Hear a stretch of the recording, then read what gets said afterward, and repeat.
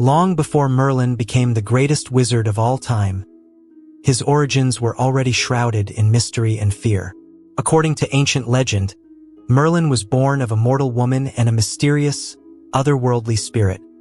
Some say a demon, others a forgotten god.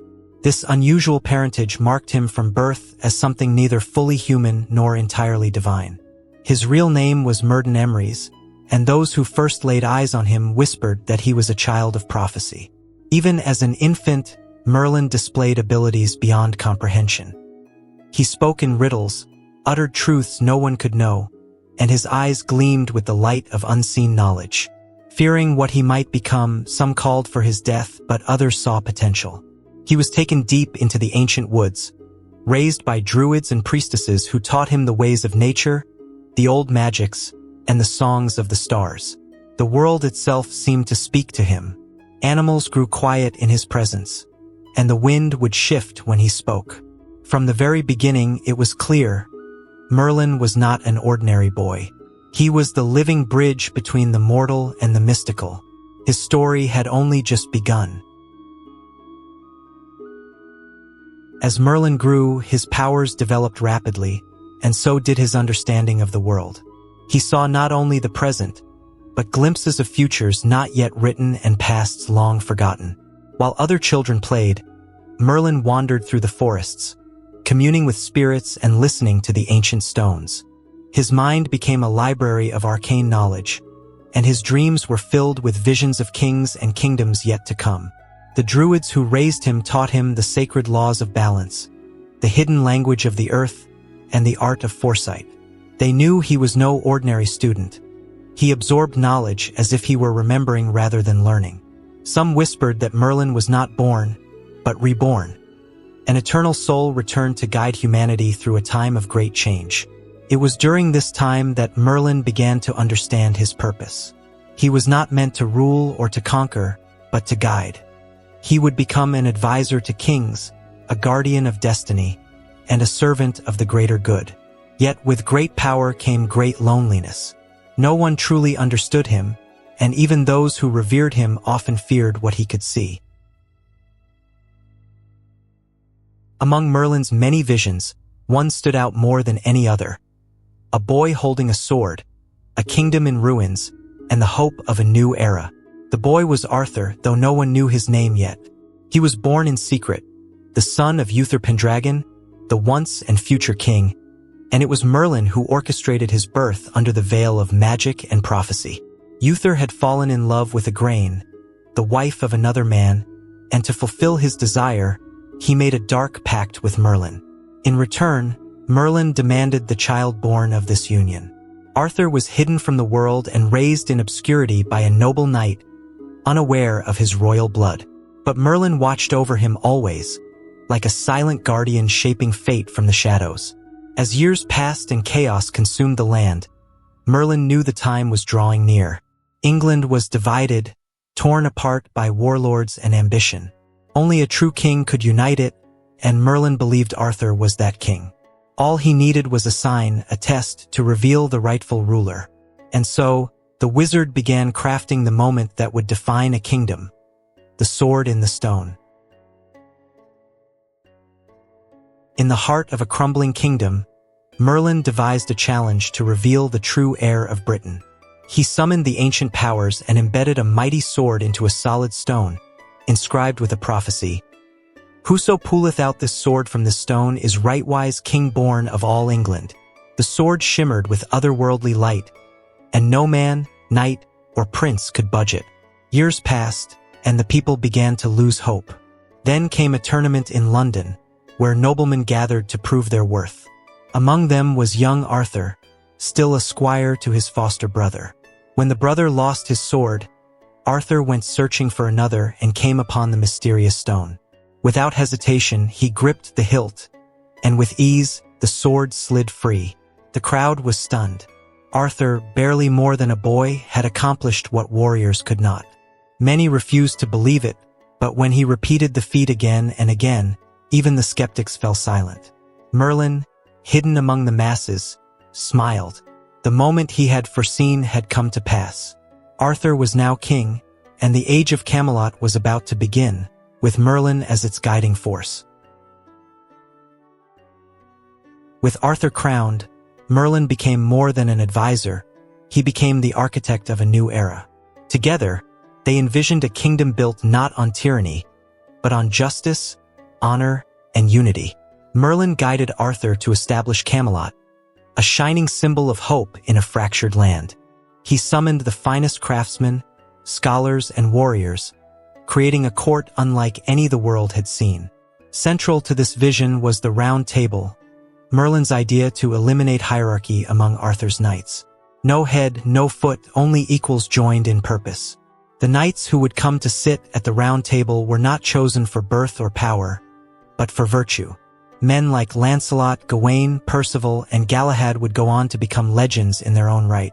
But Merlin knew that peace was fragile.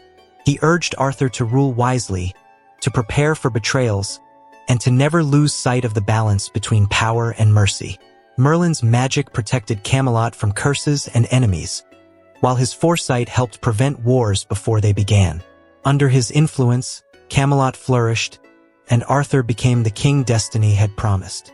Yet even in these golden days, Merlin sensed darkness gathering at the edge of the horizon. As Camelot's fame spread, so too did the reach of Merlin's magic. To secure Arthur's power, Merlin sought a weapon greater than any forged by men. His journey led him deep into the misty realms where magic ran wild, realms few dared enter. There, he encountered the Lady of the Lake, an immortal enchantress who guarded the sacred waters of Avalon. She offered Merlin a blade of legend, Excalibur. Forged in the heart of the earth and cooled in dragon's breath, the sword shone with divine power. But the lady's gift came with conditions.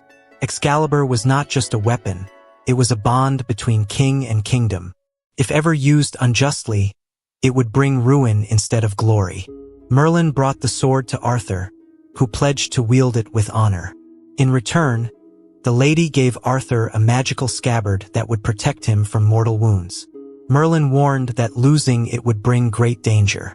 From that moment on, Excalibur became a symbol of Arthur's divine right. But Merlin, ever cautious, knew that magic always came at a price. The Lady of the Lake was not a servant of man. She was a force of nature, and her favors could shift with the winds of fate.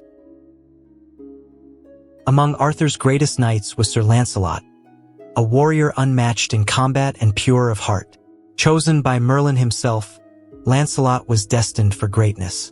Yet even the noblest heart is vulnerable to temptation. Lancelot's growing bond with Queen Guinevere would become a slow-burning fire that threatened to consume all of Camelot. Merlin saw it in dreams long before it happened. He warned Arthur, but love is blind, and loyalty even more so.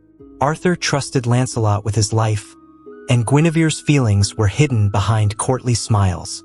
But rumors spread, and the cracks in Camelot's perfect image began to widen.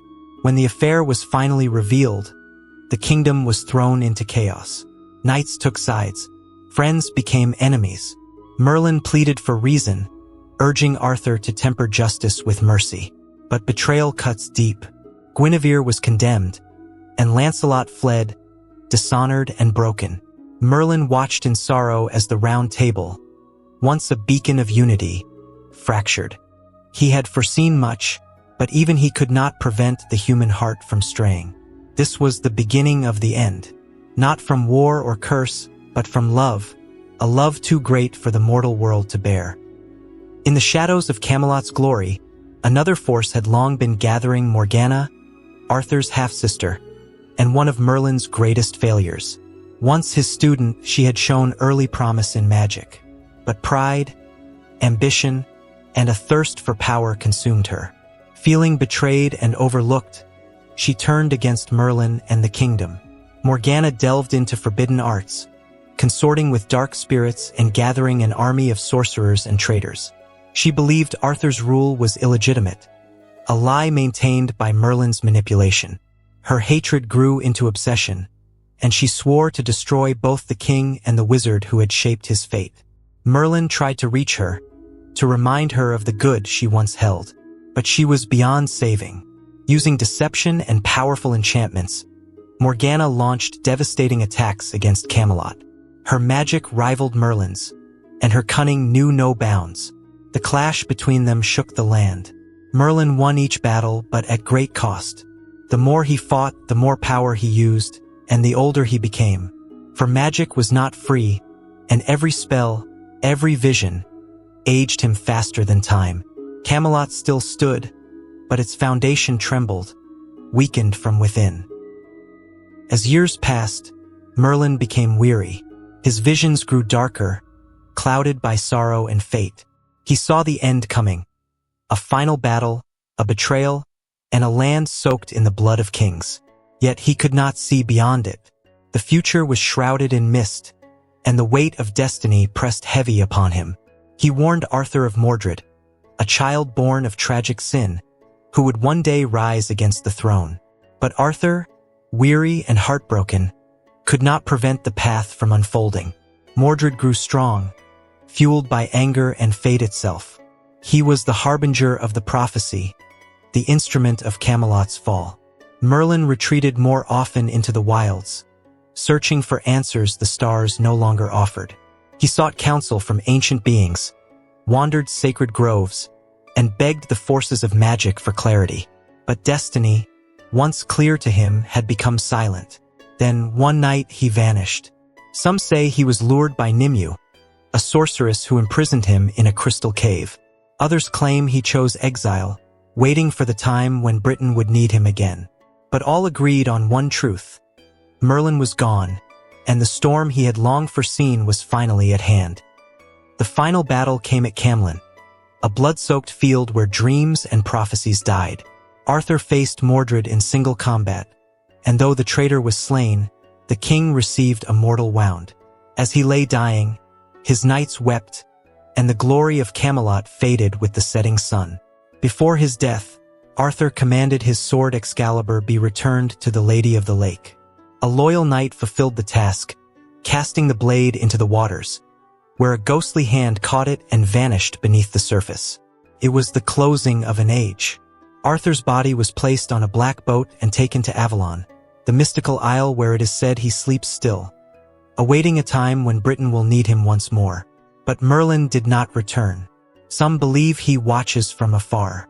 Others say he became one with the land, his spirit woven into the very soil of Britain. The fall of Camelot was not just the end of a kingdom, it was the end of a dream. But legends never truly die. As long as stories are told, Merlin lives on, the eternal wizard, the guardian of kings, and the voice of magic that echoes through the ages.